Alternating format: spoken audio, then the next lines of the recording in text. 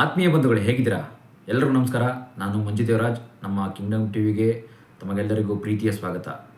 ಸ್ನೇಹಿತರು ನೋಡಿ, ಈಗ ನಡೀತಾ ಇರ್ತಕ್ಕಂಥ ಒಂದು ವಿಷಯ ಟ್ರೆಂಡಿಂಗಲ್ಲಿ ಇರ್ತಕ್ಕಂಥದ್ದು ಅಂತಂದರೆ, ಅದರಲ್ಲೂ ಕೂಡ ನ್ಯೂಸಲ್ಲಿ ಕನಕಪುರ ಶ್ರೀನಿವಾಸ್ ಅವ್ರದ್ದೇ. ಅವ್ರ ಬಗ್ಗೆ ನಾನು ಹೆಚ್ಚಿಗೆ ಹೇಳುವಂಥದ್ದಿಲ್ಲ, ಏನಿಲ್ಲ. ನಿಮ್ಗೆಲ್ಲರ ಆಲ್ರೆಡಿ ಗೊತ್ತೇ ಇರುತ್ತೆ ಅವ್ರ ಬಗ್ಗೆ. ನೋಡ್ರಪ್ಪ, ದಯವಿಟ್ಟು ಮಾತ್ರ ನಿಮ್ಗೆ ಹೇಳ್ತಾ ಇರೋದಿಷ್ಟೇ, ಸಿನಿಮಾ ಇಂಡಸ್ಟ್ರಿಗೆ ಬರಬೇಕಾದ್ರೆ ತುಂಬ ಯೋಚನೆ ಮಾಡಿ ಬನ್ನಿ. ಯೋಚನೆ ಮಾಡಿ ಅಂತ ಮಾತ್ರ ಅಲ್ಲ, ದಯವಿಟ್ಟು ತುಂಬ ಹೆಚ್ಚಿನದಾಗಿ ತಿಳ್ಕೊಂಡು ಬನ್ನಿ. ಸುಮ್ಮನೆ ಸ್ವಲ್ಪ ಏನೋ ಅಷ್ಟೋ ತಿಳ್ಕೊಂಡು ಒಂದು 3 ಮಂತ್ಸ್ 3 ತಿಂಗಳು 6 ತಿಂಗಳು ನಾನು ಕೆಲಸ ಮಾಡಿ ಸಿನಿಮಾ ಇಂಡಸ್ಟ್ರಿಗೆ ಬಂದು ನಾನೇನೋ ಸಿನಿಮಾ ಹೀರೋ ಆಗ್ಬಿಡ್ತೀನಿ, ಸಿನಿಮಾ ಪ್ರೊಡ್ಯೂಸರ್ ಆಗ್ಬಿಡ್ತೀನಿ ಅಂತ ಬಂದರೆ ಅದು ತುಂಬ ಕಷ್ಟ ಆಗುತ್ತೆ ನಿಜವಾಗ್ಲೂ. ನೋಡಿ, ಈಗ ಸದ್ಯಕ್ಕಂತೂ ಕನಕಪುರ ಶ್ರೀನಿವಾಸ್ ಅವರು ಅದೇ ಅನುಭವಿಸ್ತಾ ಇರೋದು. ನೋಡಿ, ಅವರಂತೂ ಸಿನಿಮಾ ಇಂಡಸ್ಟ್ರಿ ಬಗ್ಗೆ ಪೂರ್ತಿ ತಿಳ್ಕೊಂಡಿದ್ದಾರೋ ಇಲ್ವೋ ನನಗಂತೂ ಗೊತ್ತಿಲ್ಲ. ಬಟ್ ಏನಂತಂದರೆ ಹೇಳ್ತೀನಿ ನೋಡಿ, ಸಿನಿಮಾ ಇಂಡಸ್ಟ್ರಿ ಒಂದು ಸಿನಿಮಾ ಮಾಡಬೇಕಂತಂದರೆ ಫಿಲ್ಮ್ ಚೇಂಬರಿಂದ ಪರ್ಮಿಷನ್ ತೊಗೋಬೇಕಾಗುತ್ತೆ. ಅಲ್ಲಿ ಸೈನ್ ಹಾಕ್ಸ್ಕೊಂಡೇ ಆಗಲಿ, ಒಂದು ವಾರ್ತಾ ಇಲಾಖೆ ಅಂತ ಇರುತ್ತೆ, ಅಲ್ಲೂ ಕೂಡ ಪರ್ಮಿಷನ್ ತೊಗೋಬೇಕಾಗುತ್ತೆ. ಬಟ್ ಒಂದು ಸಿನಿಮಾ ಮಾಡಬೇಕು ಅಂತಂದರೆ ಅಷ್ಟು ಈಸಿ ಅಲ್ಲ, ತುಂಬ ಕಷ್ಟ ಇದೆ. ಒಂದೊಂದು ಸಿನಿಮಾಗೂ ಒಂದೊಂದು ಸೀನ್ ಮಾಡಬೇಕು ಅಂತಂದ್ರೂ ಕೂಡ. ಮತ್ತು ಒಂದು ಸಿನಿಮಾ ಅಂತೂ ಒಂದು 3 ಮಂತ್ಸಲ್ಲಿ ಕಂಪ್ಲೀಟ್ ಆಗಲ್ಲ. 3 ಮಂತ್ಸಲ್ಲಿ ಒಂದು ತಿಂಗಳಲ್ಲಿ ಒಂದು 3 ತಿಂಗಳಲ್ಲೆಲ್ಲ ಕಂಪ್ಲೀಟ್ ಆಗುವಂಥ ಸಿನಿಮಾಗಳೇ ಅಲ್ಲ ಅದು. ಯಾವುದೇ ಕಾರಣಕ್ಕೂ ನೋಡಿ, ಸಿನಿಮಾ ಇಂಡಸ್ಟ್ರಿಗೆ ಬರುವಂಥವ್ರು ದಯವಿಟ್ಟು ಇದನ್ನು ಫಾಲೋ ಮಾಡಿ ತಿಳ್ಕೊಳ್ಳಿ. ನೋಡಿ, ಸಿನಿಮಾ ಇಂಡಸ್ಟ್ರಿಯಲ್ಲಿ ಏನಾಗ್ತಾ ಇದೆ ಈಗ ನೋಡಿ, ಕನಕಪುರ ಶ್ರೀನಿವಾಸ್ ಅವರು ಯಾರ್ಯಾರ ಮೇಲೆಲ್ಲ ಬೈದಿದ್ದಾರೆ, ಹೇಗೆಲ್ಲ ಹಾಡ್ತಿದ್ದಾರೆ. ಮತ್ತು ಈಗಾಗಲೇ ಹಿಂದೆ 4-5 ವರ್ಷದಿಂದ ಇದೇ ರೀತಿ ಕಂಟಿನ್ಯೂ ಮಾಡ್ತಾನೆ ಇದ್ದಾರೆ. ಅದನ್ನು ಈ ರೀತಿ ಬೈಗುಳಗಳನ್ನು ತುಂಬ ಕೇಳ್ತಾನೆ ಇದ್ದೀವಿ ಮಾತ್ರ ನ್ಯೂಸಲ್ಲಿ. ಇವತ್ತಂತೂ ನೆನ್ನೆಯಿಂದ ವಿಷಯ ಏನಂತಂದರೆ, ಯಾವುದಂದರೆ ಕಾಟನ್ ಪೇಟೆ ಗೇಟ್ ಅಂತ ಒಂದು ಸಿನಿಮಾ.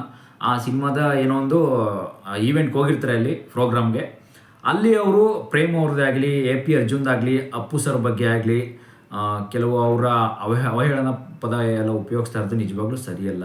ಇದೆಲ್ಲ ನೀವು ಕೂಡ ನಿಮಗೇನಿಸುತ್ತೆ ಕಾಮೆಂಟ್ ಮಾಡಿ. ಯಾಕೆಂದರೆ ಸಿನಿಮಾ ಇಂಡಸ್ಟ್ರಿ ಹೇಗೆ ನಡೆಯುತ್ತೆ ಅನ್ನೋದು ನಾನು ಬಿಡಿಸಿ ಹೇಳ್ತೀನಿ. ಸಿನಿಮಾ ಇಂಡಸ್ಟ್ರಿ ಜೊತೆಗೆ ಸಿನಿಮಾ ಪ್ರೊಡ್ಯೂಸರ್ ಕೂಡ ಹೇಗೆ ಪ್ರೊಡ್ಯೂಸ್ ಮಾಡ್ತಾರೆ, ಜೊತೆಗೆ ಒಂದು ಸಿನಿಮಾ ಮಾಡಬೇಕಂದ್ರೆ ಎಷ್ಟು ವರ್ಷ ಟೈಮ್ ಹಿಡಿಯುತ್ತೆ. ವರ್ಷ ಜೊತೆಗೆ 1 ವರ್ಷ ಆಗ್ಬೋದು, 3 ವರ್ಷ ಆಗ್ಬೋದು, ಅದು 10 ವರ್ಷ ಕೂಡ ಆಗ್ಬೋದು.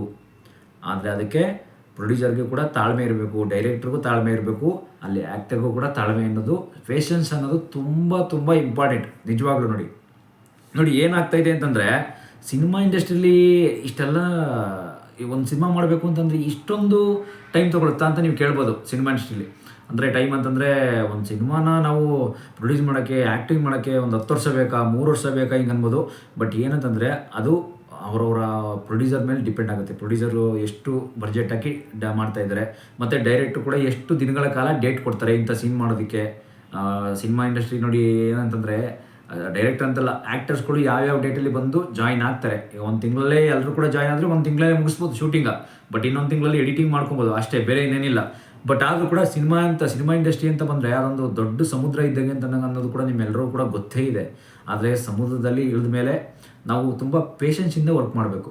ಇದೆಲ್ಲ ನಿಮಗೆ ಗೊತ್ತಿರುತ್ತೆ ವಿಷಯಗಳು ಎಷ್ಟೋ ಜನಕ್ಕಂತೂ ಗೊತ್ತಿರಲ್ಲ ಈ ವಿಷಯಗಳು. ದಯವಿಟ್ಟು ಕೇಳಿ ತಿಳ್ಕೊಳ್ಳಿ ಎಲ್ಲರೂ. ಈಗ ನೋಡಿ, ಕನಕಪುರ ಶ್ರೀನಿವಾಸ್ ಅಂತೂ ಯಾಕೆ ಇಷ್ಟೊಂದು ಕೂಗಾಡ್ತಿದ್ದಾರೆ ಅಂತ ಗೊತ್ತಾಗ್ತಾ ಇಲ್ಲ. ಇದೆಲ್ಲ ನೋಡಿ, ಪ್ರೇಮ್ ಸರ್ ಕೂಡ ಇವತ್ತಾಲೆ ರೆಸ್ಪೆಕ್ಟ್ ಮಾಡಿದ್ದಾರೆ. ನೋಡಿ, ಇದೆಲ್ಲ ನಿಜವಾಗ್ಲೂ ಫಿಲ್ಮ್ ಚೇಂಬರ್ ಅಂತ ಒಂದು ಇದೆ ಇಲ್ಲಿ. ಫಿಲ್ಮ್ ಇಂಡಸ್ಟ್ರಿಯಲ್ಲಿ ಫಿಲ್ಮ್ ಚೇಂಬರ್ ಅಂತ ಒಂದು ಬರುತ್ತೆ. ಅಲ್ಲಿ ಕೂಡ ಒಬ್ಬರು ಅಧ್ಯಕ್ಷರು, ಕೆಲವು ಸದಸ್ಯರು ಅಂತ ಇದ್ದೇ ಇರ್ತಾರೆ ಫಿಲ್ಮ್ ಚೇಂಬರಲ್ಲಿ. ದಯವಿಟ್ಟು ಅಲ್ಲಿಗೆ ಬನ್ನಿ, ನಿಮ್ಮ ಸಮಸ್ಯೆ ಏನಿದೆ ಅಲ್ಲಿ ಹೇಳ್ಕೊಳ್ಳಿ, ಕಂಪ್ಲೇಂಟ್ ಕೊಡಿ. ಯಾಕೆ ಅವರು ರೆಸ್ಪಾನ್ಸ್ ಕೊಡಲ್ಲ ಅಂತೆಲ್ಲ ಅವ್ರು ಬಿಡಿಸಿ ಹೇಳ್ತಾ ಇದ್ದಾರೆ. ಬಟ್ ಆದರೂ ಕೂಡ ಇವರು ಒಂದು ಮೈಕ್ ಹಿಡ್ಕೊಂಡು ಸಿನಿಮಾ ಈವೆಂಟಲ್ಲಿ ಅಲ್ಲೆಲ್ಲೋ ಹೋಗಿ ಒಬ್ಬ ವ್ಯಕ್ತಿ ಬಗ್ಗೆ, ಅವ್ರು ಯಾರೇ ಆಗಲಿ, ಒಬ್ಬ ವ್ಯಕ್ತಿ ಬಗ್ಗೆ ನಾವು ಮಾತಾಡಬೇಕು ಅಂತಂದರೆ, ಒಂದು ನಾಲಿಗೆನ ಹರಿಬಿಡಬೇಕು ಅಂತಂದರೆ ಅದು ಕೆಟ್ಟದಾಗಿ ಯೋಚನೆ ಮಾಡಿ ಮಾತಾಡಬೇಕು, ಸುಮ್ಮನೆ ಮಾತಾಡೋದಲ್ಲ. ಇನ್ನೊಂದು ಹೇಳ್ಬೇಕಂತಂದರೆ, ಕೆಲವೊಂದಷ್ಟು ವರ್ಷಗಳ ಹಿಂದೆ ಪ್ರೇಮ್ ಅವರು ಕೂಡ ಇದಕ್ಕೆ ರೆಸ್ಪೆಕ್ಟ್ ಮಾಡಿದರು. ಇಲ್ಲ ತಪ್ಪು ನಂದಲ್ಲ, ಈ ತಪ್ಪೇನಿದ್ರು ಅವ್ರದ್ದೇನೆ. ಯಾಕೆಂದರೆ ನಾವು ಡೇಟ್ ತೊಗೊಂಡಿರೋದೆಲ್ಲ ಇಷ್ಟು ವರ್ಷ ಅಂತ ತೊಗೊಂಡಿದ್ದೀವಿ. ಅವರು ಇಷ್ಟು ವರ್ಷದಲ್ಲೇ ಸಿನಿಮಾ ಆಗಬೇಕು ಅಂತ ಅಂದ್ಬಿಟ್ಟು ನನಗೆ 25 ಲಕ್ಷ ಎಲ್ಲ ಅಡ್ವಾನ್ಸ್ ಕೊಟ್ಟಿದ್ದರು. ಅದರಲ್ಲಿ ಸ್ವಲ್ಪ ರಿಟರ್ನ್ ಮಾಡಿದ್ದೀವಿ. ಅಂದರೆ ಒಂದು 45% ಅಂತಲ್ಲ, ಒಂದು 90% ಎಲ್ಲ ರಿಟರ್ನ್ ಮಾಡಿದ್ದೀವಿ. ಇನ್ನೊಂದು 10% ಮಾತ್ರ ನಮ್ಮ ಹುಡುಗರಿಗೆ, ಪ್ರೊಡಕ್ಷನ್ ಡಿಪಾರ್ಟ್ಮೆಂಟ್ ನಮ್ಮ ಹುಡುಗರಿಗೆ ಏನಿದ್ದಾರೆ ಅದಕ್ಕೆ ಸ್ಯಾಲ್ರಿ ರೂಪದಲ್ಲಿ ಬಳಸ್ಕೊಂಡಿದ್ದೀವಿ ಅಂತ ಪ್ರೇಮ್ ಸರ್ ಕೂಡ ಹೇಳಿದರು. ಬಟ್ ಅದೇ ರೀತಿ ತುಂಬ ಇವರೆಲ್ಲರಿಗೂ ಕೂಡ ಅದೇ ಆಗಿದೆ. ಯಾರ್ಯಾರಿಗೆ ಅಂತಂದರೆ AP ಅರ್ಜುನ್ ಸರ್ಗಾಗಿರ್ಬೋದು, ಎಲ್ರಿಗೂ ಇದೇ ರೀತಿ ಆಗಿದೆ.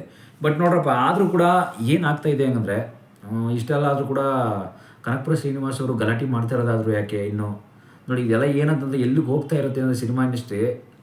ಅವರು ಕನಕಪುರ ಶ್ರೀನಿವಾಸ್ ಅವರು ಡಿ ಕೆ ಶಿವಕುಮಾರ್ ಬಗ್ಗೆನೂ ಕೂಡ ಮಾತಾಡಿದ್ದಾರೆ. ಈ ಒಂದು ಈವೆಂಟಲ್ಲಿ ಡಿ ಕೆ ಶಿವಕುಮಾರ್ ಕೂಡ ಪೆಟ್ರೋಲ್ಗೂ ಕಾಸಿರಲಿಲ್ಲ, ನನ್ನ ಹತ್ರ ಅವನು ಪೆಟ್ರೋಲ್ ಹಾಕ್ಸ್ಕೊಳ್ಳೋಕ್ಕೆ ದುಡ್ಡು ಕೇಳ್ತಿದ್ದ, ಈ ರೀತಿ ಎಲ್ಲ ಏನೇನೋ ಬಿಡ್ತಾ ಇದ್ದಾರೆ ನೋಡಿ ಅವರು. ಅಂದರೆ ಅದರಲ್ಲೂ ನೋಡಿ, ಅಪ್ಪು ಸರ್ ಚಿಕ್ಕ ವಯಸ್ಸಲ್ಲೇ 10 ಇಯರ್ಸಲ್ಲೇ ಅವರು ನ್ಯಾಷನಲ್ ಅವಾರ್ಡ್, ರಾಷ್ಟ್ರೀಯ ಪ್ರಶಸ್ತಿ ಅಂತ ಗೆದ್ದಂಥವ್ರು.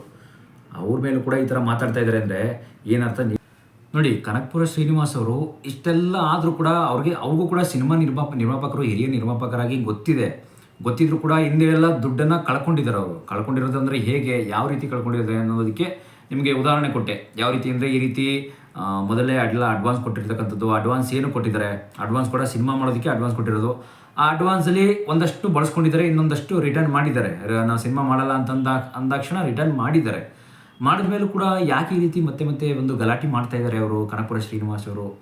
ಅವ್ರ ಬಗ್ಗೆ ಇನ್ನೊಂದಷ್ಟು ಮಾಹಿತಿಯನ್ನು ತಿಳ್ಕೊಳ್ಳೋ ಸ್ನೇಹಿತರೆ. ಯಾಕೆಂದರೆ ನೆಕ್ಸ್ಟ್ ಎಪಿಸೋಡಲ್ಲಿ ಇನ್ನೂ ದೊಡ್ಡದಾಗಿ ಅವರ ಹಿಸ್ಟ್ರಿ ಏನೋ, ಅವ್ರ ಬಯೋಡಾಟಾ ಏನೋ ತಿಳ್ಕೊಳ್ಳೋಣ. ಸದ್ಯಕ್ಕಂತೂ ಈಗ ಆ ಸಿನಿಮಾ ಇಂಡಸ್ಟ್ರಿಯಲ್ಲಿ ಏನು ನಡೀತಾ ಇದೆ, ಏನಾಗ್ತಾ ಇದೆ, ಮತ್ತು ಶ್ರೀನಿವಾಸ್ ಅವರು ಇಷ್ಟೊಂದು ಕಿರ್ಚಾಡ್ತಾ ಇರೋದಕ್ಕೆ ಪ್ರೇಮ್ ಅವರು ಬಂದು ಕಂಪ್ಲೇಂಟನ್ನು ಕೊಟ್ಟಿದ್ದಾರೆ ಫಿಲ್ಮ್ ಇಂಡಸ್ಟ್ರಿಯಲ್ಲಿ, ಮತ್ತು ಪೊಲೀಸ್ ಸ್ಟೇಷನಲ್ಲಿ ಕಂಪ್ಲೇಂಟ್ ಆಗಿದೆ. ಈಗಾಗಲೇ ಕಂಪ್ಲೇಂಟ್ ರಿಜಿಸ್ಟ್ರೇಷನ್ ಮಾಡಿಕೊಂಡು ಫಿಲ್ಮ್ ಚೇಂಬರಲ್ಲಿ ಜಯಮಾಲಾ ಅನ್ನೋರು ಕೂಡ ಈಗ ಹ್ಯಾಂಡಲ್ ಮಾಡ್ತಾ ಇದ್ದಾರೆ. ಬಟ್ ಅವರೇ ಈಗ ಎಲೆಕ್ಷನಲ್ಲಿ ಗೆದ್ದಿರ್ತಕ್ಕಂಥ ಒಬ್ಬ ವ್ಯಕ್ತಿಯಾಗಿರೋದ್ರಿಂದ ಜಯಮಾಲಾ ಮೇಡಮ್ ಅವರೀಗ ಮಾಡ್ತಾ ಇದ್ದಾರೆ. ಬಟ್ ಈಗ ಮುಂದೆ ಏನಾಗುತ್ತೆ ಅನ್ನೋದನ್ನು ಕಾದು ನೋಡಬೇಕು, ರಿಸಲ್ಟ್ ಏನು ಬರುತ್ತೆ ಅಂತ. ಯಾಕೆಂದರೆ ಕನಕಪುರ ಶ್ರೀನಿವಾಸ್ ಅವ್ರಿಗೆ ಹಿಂದೆ ಎಲ್ಲ ಎಷ್ಟೋ ಸಲ ಹೇಳಿದ್ದಾರೆ, ನಮ್ಮ ನಿರ್ದೇಶಕರು, ಪ್ರೊಡ್ಯೂಸರ್ಸ್ ಎಲ್ಲ ಅವರವರೇ ಒಂದು ವಾಟ್ಸಪ್ ಗ್ರೂಪ್ ಮಾತ್ರ ಅಂತಲ್ಲ ಸೇರ್ತಾ ಇರ್ತಾರೆ. ಎಲ್ಲ ಕಡೆ ಸೆಲೆಬ್ರಿಟಿಗಳ ಮೇಲೆ ತುಂಬ ಕಡೆ ಸೇರ್ತಾ ಇರ್ತಾರೆ. ಇದಕ್ಕಂತೂ ತುಂಬ ರೆಸ್ಪೆಕ್ಟ್ ಇದ್ದೇ ಇರುತ್ತೆ ಅವ್ರಿಗೆ, ಇಲ್ಲ ಅಂತಲ್ಲ. ಆದರೂ ಕೂಡ ಇವರು ಈ ಥರ ಗಲಾಟೆ ಮಾಡ್ತಾ ಇದ್ದಾರಲ್ಲ, ನಿಜವಾಗ್ಲೂ ಒಂಥರ ಸಿನಿಮಾ ಇಂಡಸ್ಟ್ರಿಗೆ ಬ್ಯಾಡ್ ನೇಮ್ ಇದು. ದಯವಿಟ್ಟು ಯಾರು ಕೂಡ ಈ ಥರ ಮಾಡೋಕ್ಕೆ ಹೋಗ್ಬಿಡಿ. ಕನಕಪುರ ಶ್ರೀನಿವಾಸ್ ಅವರು ವಯಸ್ಸಲ್ಲಿ ಹಿರಿಯರು.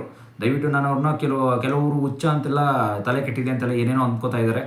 ಆ ಥರ ಎಲ್ಲ ಏನೂ ಮಾತಾಡೋಕ್ಕೆ ಹೋಗ್ಬೇಡಿ. ಯಾಕೆಂದರೆ ಅವರು ದುಡ್ಡನ್ನು ಕಳ್ಕೊಂಡಿರೋ ಒಂದು ಆವೇಶದಲ್ಲಿ ಈ ರೀತಿ ಮಾತಾಡ್ತಾ ಇದ್ದಾರೆ ಅಷ್ಟೇ. ದುಡ್ಡನ್ನೇನೋ ಒಂದಷ್ಟು ಕಳ್ಕೊಂಡಿದ್ದಾರಲ್ಲ, ಅದಕ್ಕೋಸ್ಕರ ಈ ರೀತಿ ಮಾತಾಡ್ತಾ ಇರೋದಷ್ಟೇ. ದಯವಿಟ್ಟು ಆ ಥರ ಎಲ್ಲ ಅವ್ರ ಬಗ್ಗೆ ಏನೋ ಆ ಥರ ಮಾತಾಡೋಕ್ಕೆ ಹೋಗ್ಬೇಡಿ. ಬಟ್ ಆದರೂ ಕೂಡ ಅಪ್ಪು ಸರ್ ಬಗ್ಗೆ ಮಾತಾಡಿರೋದು ಕೂಡ ದೊಡ್ಡ ತಪ್ಪು. ದಯವಿಟ್ಟು ಬೇಡಿ. ಅಪ್ಪು ಸರ್ ಬಗ್ಗೆ ಕನಕಪುರ ಶ್ರೀನಿವಾಸ್ ಸರ್ ಈ ರೀತಿ ಮಾತಾಡಬೇಡಿ. ನಾನು ಅದನ್ನೇ ಹೇಳೋದು ಕನಕಪುರ ಶ್ರೀನಿವಾಸ್ ಅವ್ರಿಗೆ, ಅಪ್ಪು ಸರ್ ಬಗ್ಗೆ ದಯವಿಟ್ಟು ಈ ರೀತಿ ಮಾತಾಡಬೇಡಿ. ಪುನೀತ್ ರಾಜ್ಕುಮಾರ್ ಸರ್ ಅಂತೂ ನಿಮ್ಮಿಂದ ಹೀರೋ ಆಗಿಲ್ಲ. ಮತ್ತು ಅದಲ್ಲದೆ AP ಅರ್ಜುನ್ ಸರ್ ಆಗಲಿ, ಪ್ರೇಮ್ ಸರ್ ಆಗಲಿ, ಮತ್ತು ಇನ್ನೂ ಧ್ರುವ ಸರ್ಜಾ ಅವರಾಗಲಿ, ಧ್ರುವ ಸರ್ಜಾ ಅವರು ಕೂಡ ನನ್ನ ಹತ್ರ ಬಂದು ಕಾಲು ಹಿಡ್ಕೊಂಡ್ರು, ಸಿನಿಮಾ ಮಾಡಿ ಅಣ್ಣ ಅಂತ ಕಾಲು ಹಿಡ್ಕೊಂಡ್ರು ಅಂತೆಲ್ಲ ಈ ರೀತಿ ಹೇಳ್ತಾ ಇದ್ದಾರೆ. ದಯವಿಟ್ಟು ಕಾಲು ಹಿಡ್ಕೊಂಡ್ರು ಅದೆಲ್ಲ ನೆಕ್ಸ್ಟ್ ಆಮೇಲೆ ನೋಡ್ಕೊಳ್ಳೋಣ. ಸಿನಿಮಾ ಮಾಡಿ ಅಂತ ಹೇಳಿರ್ಬೋದು, ರಿಕ್ವೆಸ್ಟ್ ಮಾಡಿರ್ಬೋದು, ಇಲ್ಲ ಅಂತಲ್ಲ. ಬಟ್ ಆದರೂ ಕೂಡ ನೀವು ಏನು ಅವ್ರಿಗೆ ಸಿನಿಮಾ ಮಾಡೋದಕ್ಕೆ ಅಡ್ವಾನ್ಸ್ ಕೊಟ್ಟಿದ್ರು, ಆ ಅಡ್ವಾನ್ಸ್ ಅಲ್ಲಿಗೆ ಮುಗಿದೋಗುತ್ತೆ.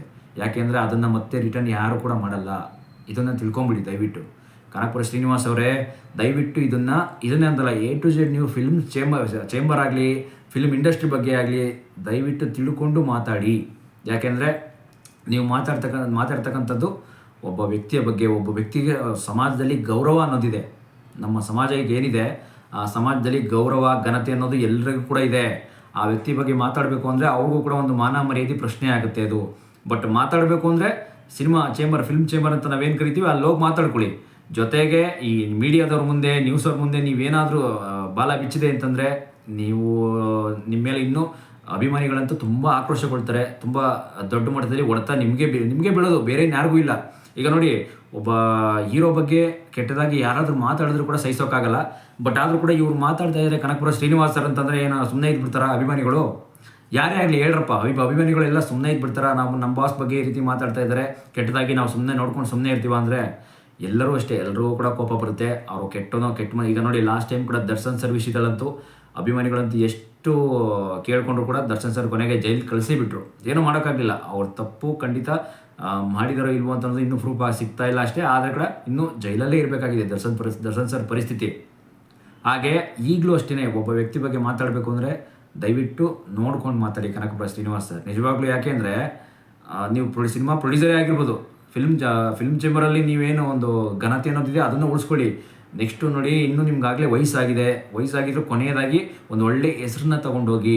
ದಯವಿಟ್ಟು ಈ ರೀತಿ ಮಾಡ್ಕೋಬೇಡಿ ಇನ್ನೊಂದ್ಸಲ ಅಲ್ಲ, ಈಗಲೇ ಈಗ ಮಾಡ್ತಾ ಇರೋದೇ ದೊಡ್ಡ ತಪ್ಪು. ಹಿಂದೆ ಎಲ್ಲ ತುಂಬ ಸರಿ ಮಾಡಿದ್ದೀರಾ, ತುಂಬ ಸಲ ಕಂಪ್ಲೇಂಟ್ ಎಲ್ಲ ನ್ಯೂಸ್ ಅವ್ರ ಮುಂದೆ ತುಂಬ ಹೇಳಿದ್ದೀರಾ. ಬಟ್ ಆದರೂ ಕೂಡ ಈಗಲೂ ಪದೇ ಗಲಾಟೆಯನ್ನು ಮತ್ತೆ ಮಾಡ್ತಾಯಿದ್ದೀರಾ.